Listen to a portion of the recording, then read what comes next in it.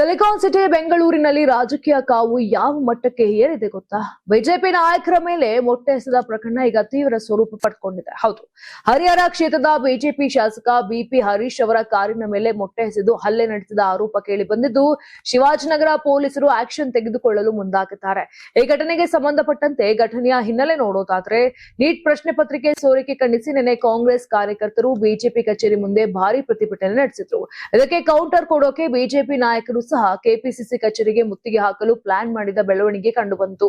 ಈ ವೇಳೆ ಶಾಸಕ ಬಿಪಿ ಹರೀಶ್ ಅವರಿಗೆ ಲೊಕೇಶನ್ ಕಳುಹಿಸಲಾಗಿತ್ತು. ಅದೇ ವೇಳೆ ಅವರು ಕ್ವೀನ್ಸ್ ರೋಡ್ ಬಳಿ ಕಾರಿನಿಂದ ಇಳಿತಿದ್ದಂತೆಯೇ ಅಲ್ಲಿದ್ದ ಕೆಲವರು ಏಕಾಏಕಿ ಅವರ ಮೇಲೆ ಮೊಟ್ಟೆ ಎಸೆದು ಗಲಾಟೆ ಮಾಡಿದ್ರು.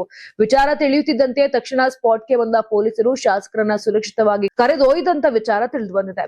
ಇನ್ನು ಜೊತೆಗೆ ಚುರುಕಾಗಿ ಕಾರ್ಯಾಚರಣೆ ಕೂಡ ನಡೆಸಿ ಘಟನೆಯ ಪ್ರಮುಖ ಆರೋಪಿ ಪುಣ್ಯೇಶ್ ಎಂಬಾತನನ್ನ ವಶಕ್ಕೆ ಪಡೆದಿದ್ದಾರೆ. ಪ್ರಾಥಮಿಕ ವಿಚಾರಣೆಯಲ್ಲಿ ಈ ಪುಣ್ಯೇಶ್ ಸಾಹೇಬ ಒಂದು ಇಡೀ ಬಾಕ್ಸ್ ನಲ್ಲೇ ಮೊಟ್ಟೆ ತಂದಿರೋದು ಬೆಳಕಿಗೆ ಬಂದಿದೆ. ಪ್ರಮುಖ ಆರೋಪಿ ಸೇರಿ ಒಟ್ಟು 5ರನ್ನ ಪೊಲೀಸರು ತಡರಾತ್ರಿವರೆಗೂ ಕೂಡ ಜಾಲಾಡಿದ್ರು. ಈಗ ಪೊಲೀಸರಿಗೆ ದೊಡ್ಡ ಅನುಮಾನ ಮೂಡಿರೋದಂದ್ರೆ ಈ ಮೊಟ್ಟೆ ಅಟ್ಯಾಕ್ ಹಿಂದೆ ಇನ್ಯಾರು ದೊಡ್ಡವರ ಕೈ ಇದೆಯಾ?